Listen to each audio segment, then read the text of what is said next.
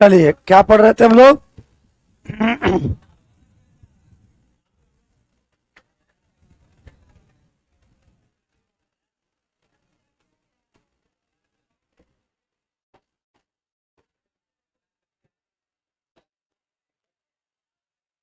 पीछे वाला थोड़ा खिड़की बंद कर दो।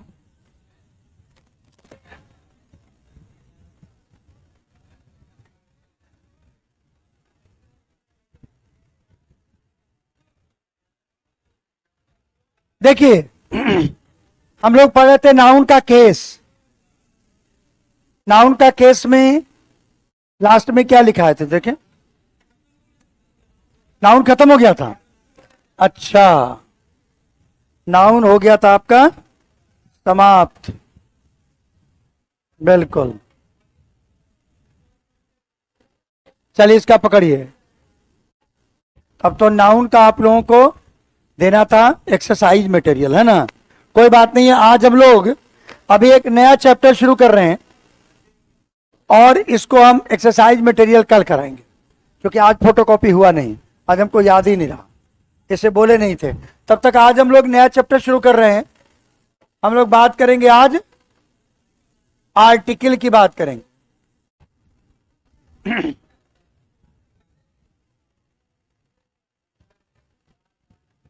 आ जाओ।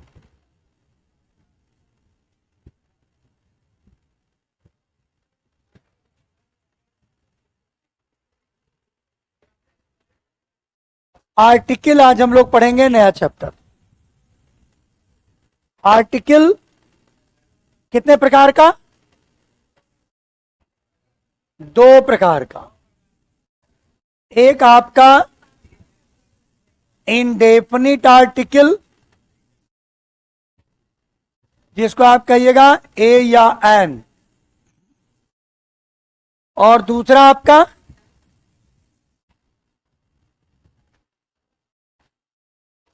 डेफिनिट आर्टिकल, जिसको आप क्या कहिएगा? द। एक है आपका इनडेफिनिट आर्टिकल और एक है आपका डेफिनिट आर्टिकल। नोट कर लीजिए।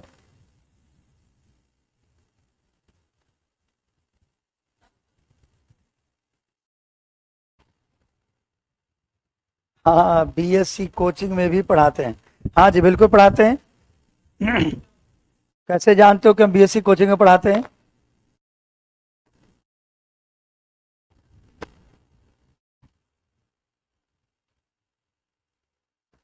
इनडेफिनिट आर्टिकल ए और एन, और डेफिनिट आर्टिकल में आपका हो गया द।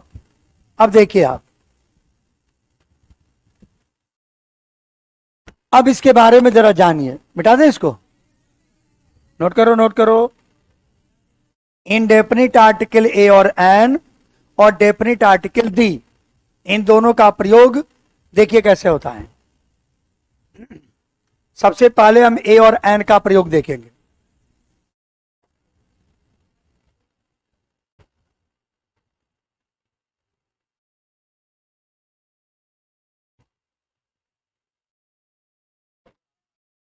हो गया? चलिए, अब आपको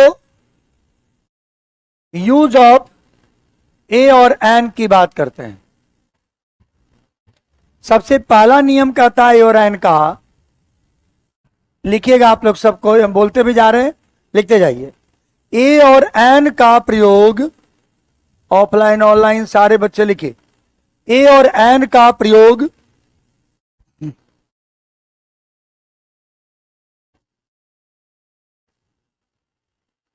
किसी सिंगुलर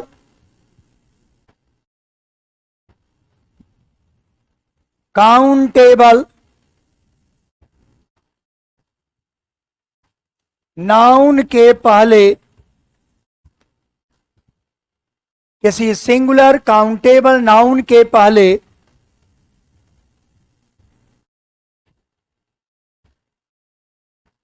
उच्चारण के आधार पर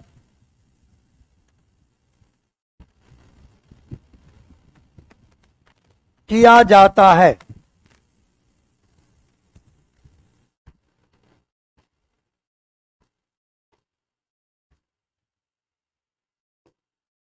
ए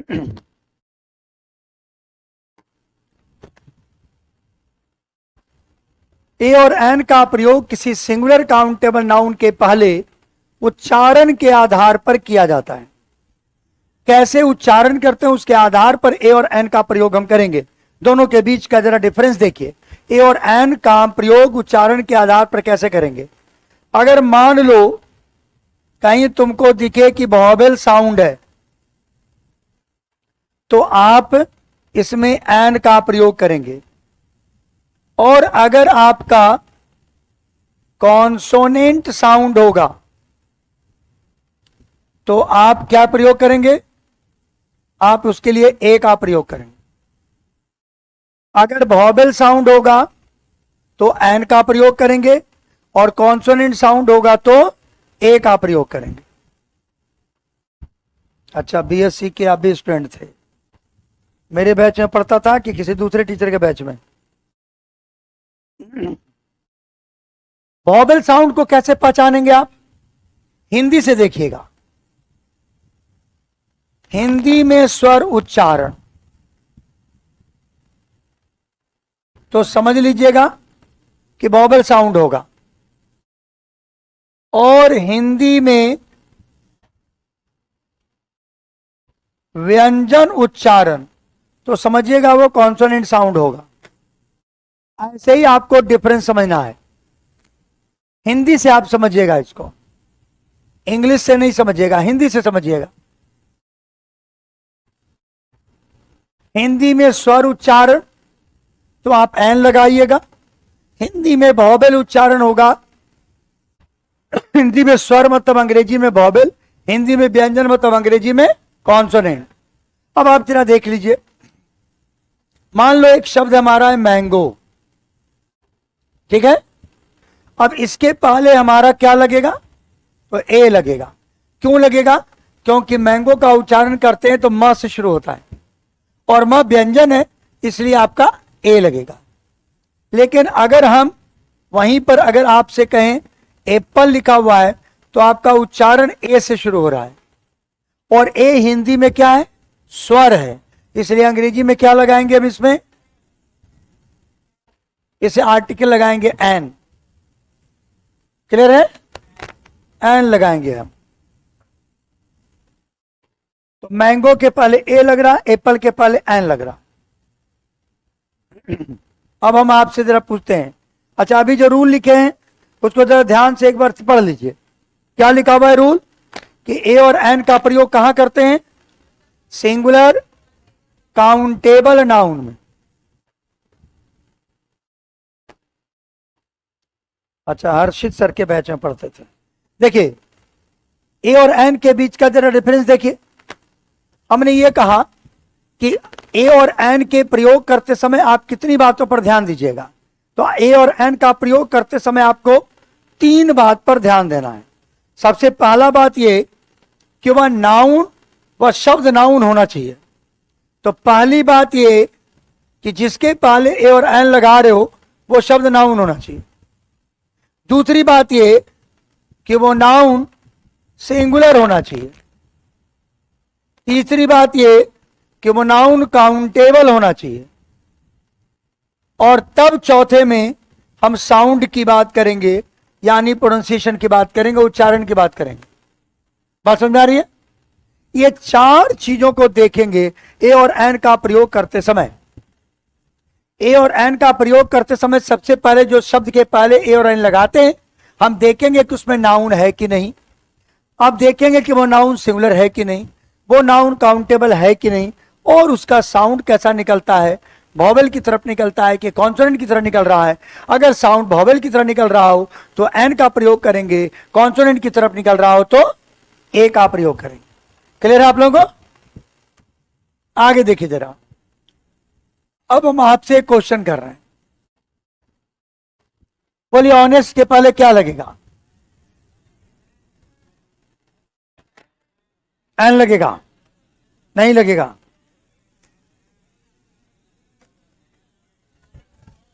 कोई आर्टिकल नहीं लगेगा।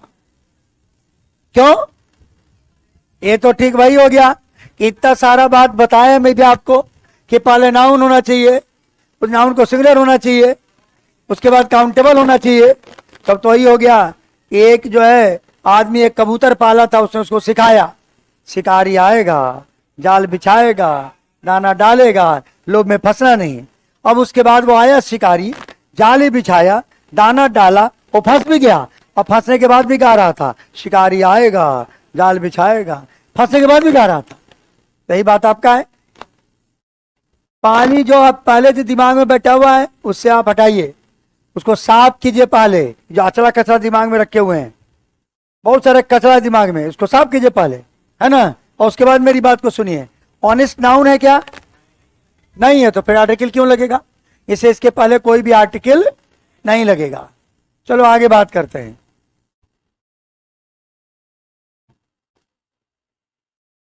अब क्या लगेगा? ध्यान से देख ले, बढ़िया से। आर्टिकल लगेगा? क्यों नहीं लगेगा? इस बार नाउन तो है परंतु प्लूरल है। हमने कहा नाउन को सिंगुलर होना चाहिए, यानी इस बार भी आर्टिकल का प्रयोग है ना। बात है तो समझ रहे हो ना कि ए और एन नहीं आता है प्रयोग कर। देखो जरा, अब रहेगा ऑनेस्ट मैन। अब बोलो क्या लगेगा? अब एन लगेगा। क्यों लगेगा?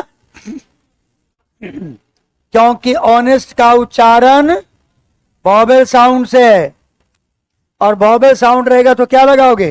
एन। और कॉन्सोनेंट साउंड रहेगा तो समझ में आई बात? इसे ऑनेस्ट मैन रहेगा तो हम आर्टिकल ए और एन का प्रयोग करेंगे। चलिए हम बात अगला करते हैं। क्या लिखा हुआ है देखिएगा, हम बात करते हैं आपसे।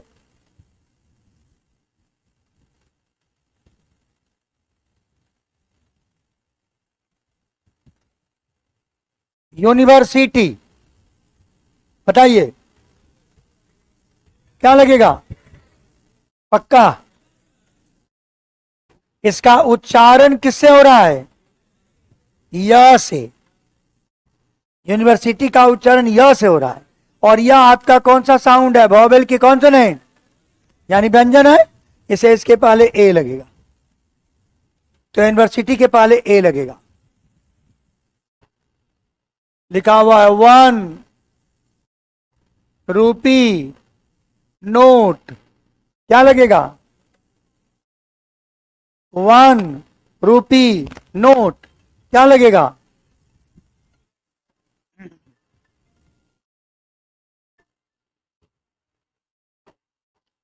₹1 नोट हिंदी में करके देखिए, व से शुरू हो रहा है, यानी ए लगेगा। व्यंजन है, इसे ए लग जाएगा, ठीक है ना। इसे ₹1 नोट के पहले ए लग जाएगा। हम आपसे पूछते हैं MLA, क्या लगेगा? क्या लगेगा? एन लगेगा। क्या लगेगा? एन। तो यहां एन लगा दीजिए, एन MLA। क्या लगेगा? NMLA, ऐसा लगेगा। इसे MLA के पहले एन लगाइएगा, NMLA। और वहीं पर अगर आपको आएगा BA, तब क्या लगाइएगा? ए लगाइएगा, क्योंकि BA में ब से शुरू हो रहा है, इसे ए लगाइएगा, ठीक है ना। अब बताइए ऑक्सीजन, क्या लगेगा? ए या एन? क्या लगेगा? एन। कुछ नहीं लगेगा, क्योंकि ऑक्सीजन प्लूरल है।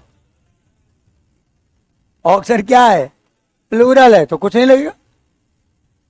आप क्लियर समझ गए ए और एन के बीच का डिफरेंस कि नहीं समझे अभी तक? क्या लिखा हुआ है? क्या लगेगा? ए क्या एन? पक्का एन? कोई कंफ्यूजन भी है? लगेगा ए। क्या लगेगा? वाई से जब कोई वर्ड शुरू होता है तो वाई का उच्चारण क्या होता है? या। वाई का उच्चारण क्या होता है? इसका उच्चारण करके देखो, हम जैसा लिख रहे हैं इसको पढ़ के देखो, पढ़ो।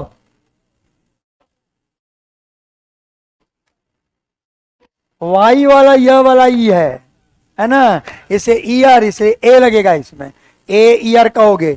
लेकिन अगर कान वाला ईयर लिखा रहे तब ये ई वाला होगा, है ना, तब इसमें क्या लगेगा? क्लियर? कोई कंफ्यूजन? क्लियर? तो चलो, ये ए और एन के बीच का ये डिफरेंस है जिसकी बात हमने आपसे कही। अब की बार कंफ्यूजन नहीं होना चाहिए। अब आपको ए और एन के बीच का कोई डाउट नहीं होगा। ए और एन आप अब लगा लीजिएगा। ए और एन का हिंदी मीनिंग आप क्या समझते हैं?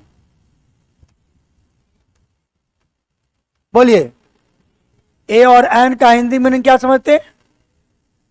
देखिए, ए और एन का प्रयोग देखिए दूसरा नंबर में,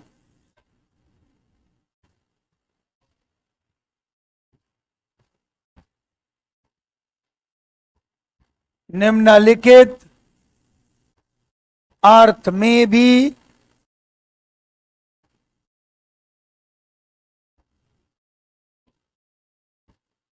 किया जाता है। ए और एन का प्रयोग निम्नलिखित अर्थ में भी किया जाता है। ए और एन का प्रयोग हम केवल वन के सेंस में ही नहीं करते हैं, इसका अर्थ और भी है, और भी अर्थों में हम ए और एन का प्रयोग करते हैं। तो ए और एन का प्रयोग हम निम्नलिखित अर्थों में भी करते हैं। जरा देखो, पहला नंबर कहता है वन के अर्थ में। हम ए और एन का प्रयोग पहले तो क्या करते हैं? वन के अर्थ करते हैं। जैसे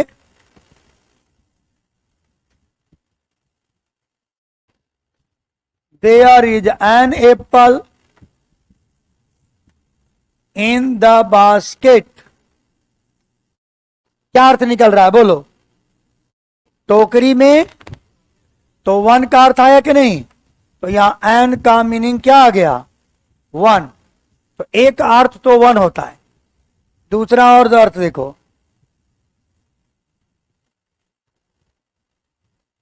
क्या लिखा हुआ है?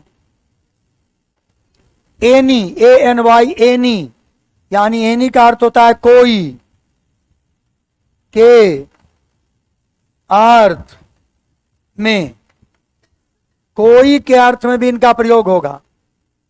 ए और एन का प्रयोग किस रूप में होगा? कोई के अर्थ में भी हो सकता है। तो ए और एन का प्रयोग हम कोई के अर्थ में भी कर सकते हैं। ए और एन का प्रयोग किस अर्थ में करते हैं? कोई के अर्थ में भी आप करते हैं। जैसे कोई के अर्थ में कैसे करते हैं? जैसे मान लो एक सेंटेंस रहेगा, there was a king in ancient time. क्या अर्थ है इसका? हिंदी करो। प्राचीन समय में एक राजा था। एक राजा था का मतलब कोई राजा था। तो अगर हम कहें कोई राजा था तो कोई दिक्कत है? यानी ए किंग का मतलब हम कोई भी कह सकते हैं कि नहीं? यानी कोई का भी अर्थ हो गया, कोई राजा था।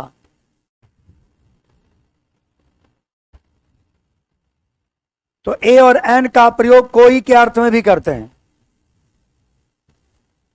तीसरा नंबर प्रयोग देखिए,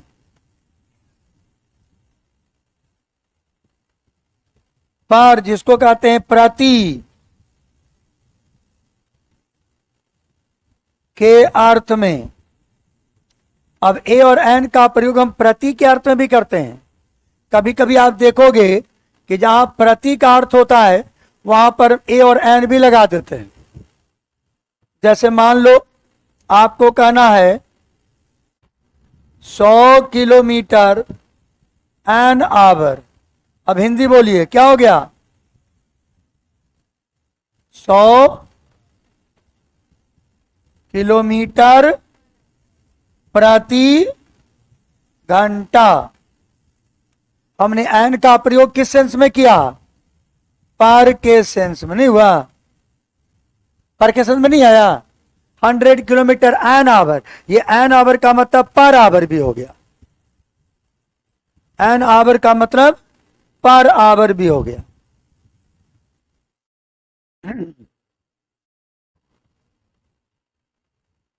इसलिए इनका प्रयोग हम प्रति के अर्थ में भी करते हैं। कहीं पर भी जहां भी आपका अर्थ प्रति नजर आता हो, आप वहां पर और प्रति के अर्थ में आप ए और एन का प्रयोग भी कर सकते हैं।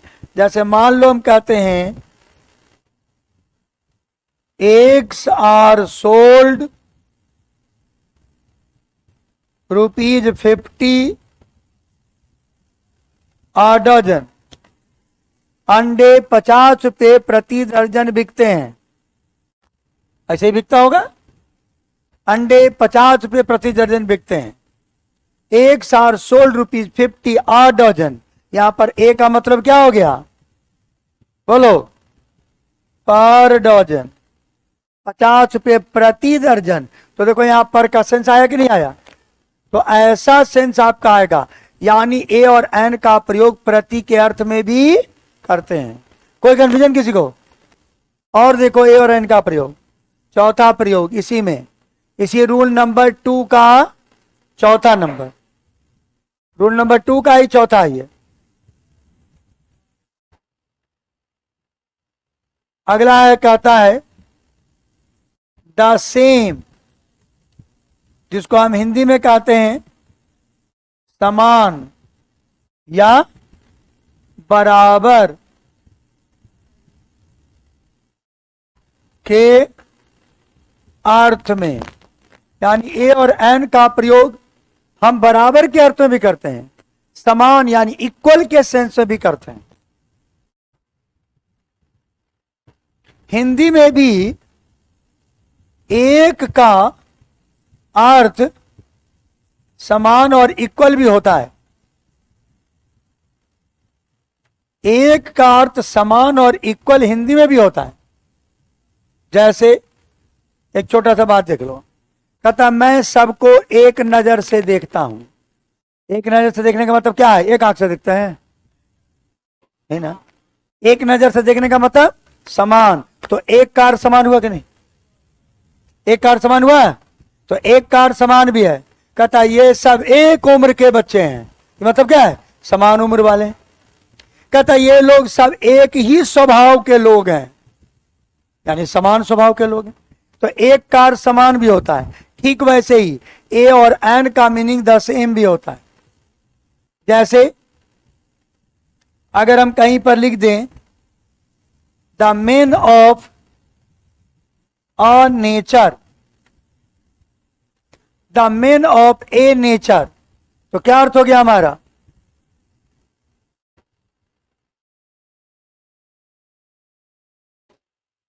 सर आप हिंदी भी पढ़ाते हैं क्या? हाँ बिल्कुल पढ़ाते हैं, हिंदी पढ़ाते हैं, हिंदी भी मैं पढ़ाता हूं। The main of a nature, तो देखो समान और बराबर का अर्थ है ना। अभी देखो टीचर का जो वैकेंसी जिसमें आया है, टीचर वाले जो लोग हैं उनको हिंदी में ही पढ़ा रहा हूं। जो बिहार पुलिस वाला है उसमें भी हिंदी में ही पढ़ा रहे हैं। The main of a nature, मूल रूप से अंग्रेजी पढ़ाते हैं लेकिन हिंदी भी पढ़ाते, भाषा है कोई पढ़ाते। हम तो संस्कृत भी पढ़ा देते, क्या दिक्कत है, हम संस्कृत भी पढ़ाते। जितना मैथ्स क्लास 10th तक के बच्चे जानते हो उतना सब मैं भी जानता हूं। क्यों? उसका रीजन है। देखो मेरे साथ एक कंडीशन ये है कि हम 12 तक साइंस स्टूडेंट रहे हैं, तो हमको मैथमेटिक्स ही पता है। 12 तक चूंकि हमारा साइंस रहा है, और 12 के बाद ग्रेजुएशन में हम आर्ट्स लिए और वहाँ इंग्लिश ऑनर्स किए, इंग्लिश में पीजी किए, और ग्रेजुएशन में हमने एक हिंदी पेपर भी रखा, तो हिंदी भी हम गए जाने, अंग्रेजी में आगे पीजी भी हुआ, और साइंस भी हमने 12 तक पढ़ा। इसलिए हम थोड़ा खिचड़ी टाइप का आदमी नहीं होता, और जब खिचड़ी टाइप के हैं, ये खिचड़िया हैं जिसको कहते हैं। देखो the main of a nature, तो अ नेचर क्या हो गया, समान प्रकृति के लोग। The main of a nature, तो यहां ए का मतलब क्या हो गया, the same nature, men of the same nature, ऐसा है, men of the same nature, समान प्रकृति के लोग, men of the same nature, the main of a nature, यानी men of the same nature. तो जहां जहां भी ए और एन का प्रयोग आप करेंगे तो इक्वल के अर्थ में भी आएगा। जैसे जैसे मान लो कहते हैं हम कहीं पर अगर ऐसा कहें, बॉयज ऑफ एन एज, अब देखो बॉयज ऑफ एन एज, यहां पर एन एज, एन मतलब क्या हो गया, एक, लेकिन यहां क्या हो गया, मान लो कहते हैं एक उम्र के लड़के, मतलब समान, यानी यहां पर ए और एन का मीनिंग द सेम के अर्थ में भी आपका ये अर्थ निकल गया। तो ए और एन का मीनिंग द सेम के सेंस में भी आया। कोई दिक्कत है? बोलो,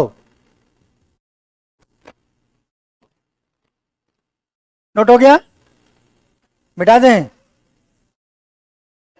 चलिए अब बात करते हैं रूल नंबर 3 की। अब बात करते हैं रूल नंबर 3। ये तो रूल नंबर 2 का 4 रूल था।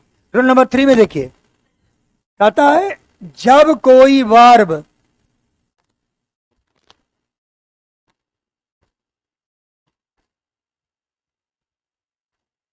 नाउन की तरह कार्य करे तो ए या एन का प्रयोग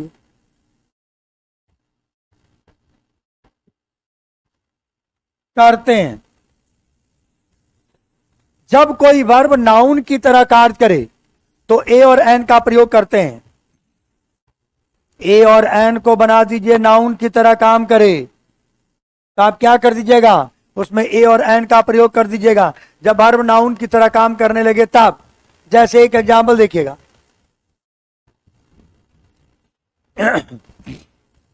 देखिएगा एक example, I go for a walk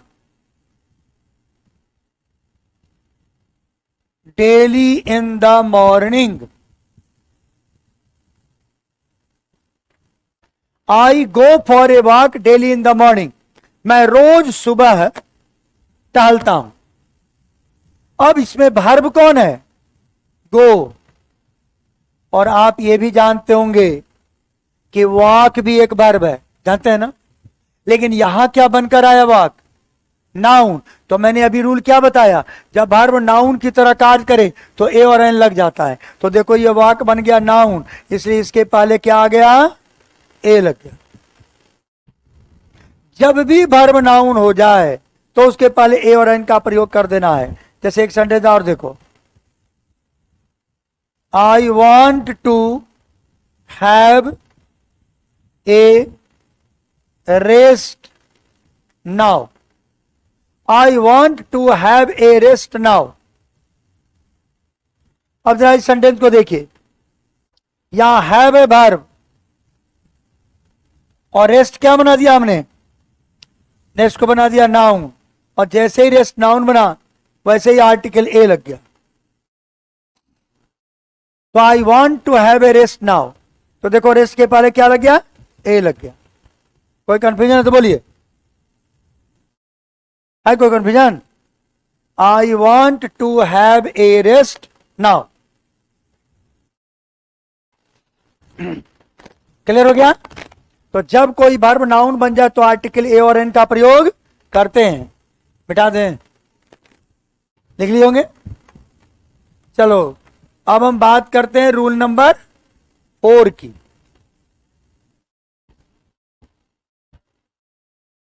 ऐसा लिखिएगा,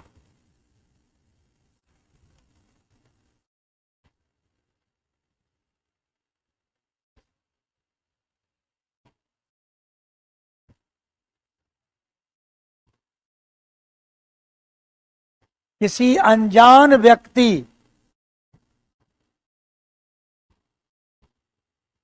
के नाम के पूर्व यानी अगर कोई अननोन मैन है आपका, मान लो आप बोल रहे हो एक ऐसे आदमी का नाम बोल रहे हो जो आपके लिए अननोन है, आप उसको जानते, खाली नाम जानते हैं बस, बाकी उसके बारे में और कुछ विशेष आप नहीं जानते, ऐसा अगर कोई अननोन होगा,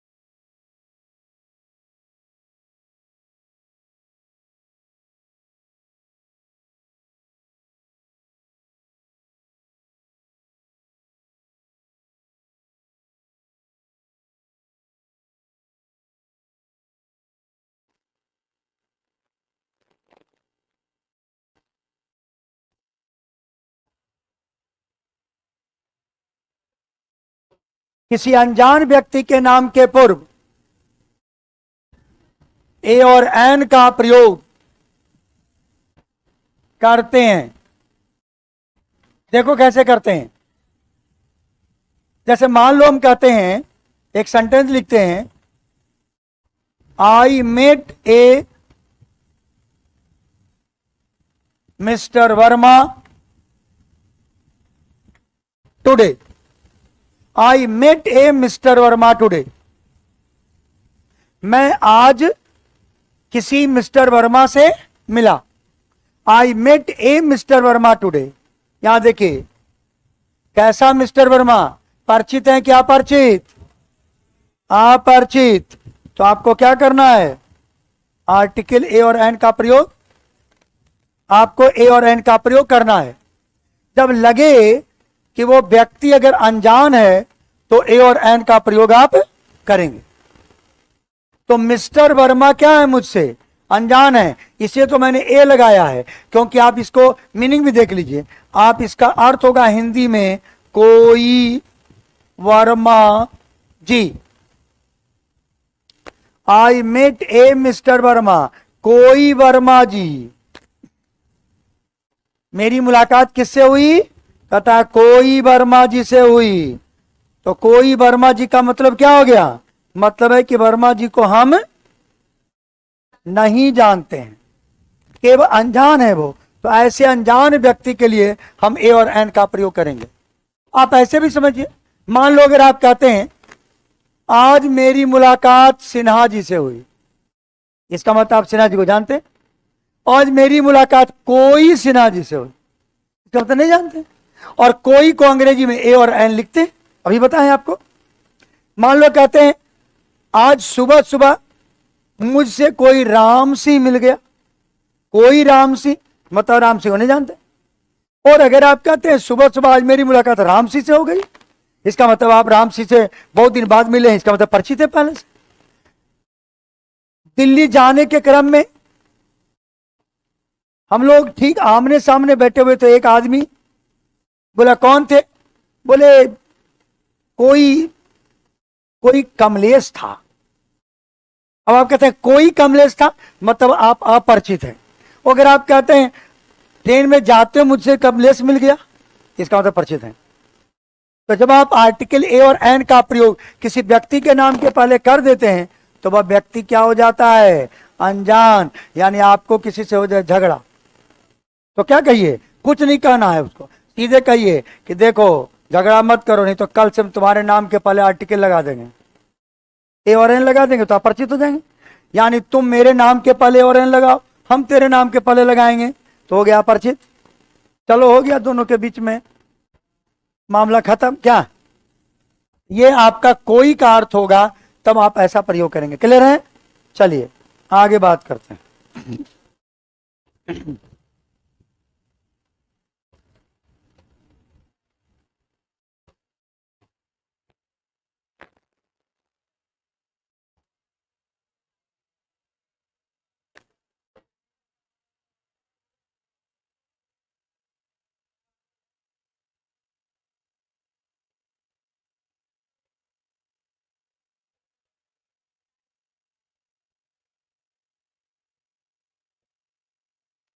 देख लीजिए, क्लियर है, कोई दिक्कत नहीं, आगे बढ़ते हैं।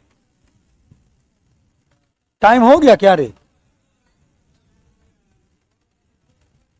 इसलिए तुम लोग थोड़ा थोड़ा हल्ला करने लगा, हमको तो हम बोला अभी तो आए ही थे क्या। नहीं चलो ठीक है, आधे आधे घंटे अंग्रेजी पढ़ रहे हैं आप।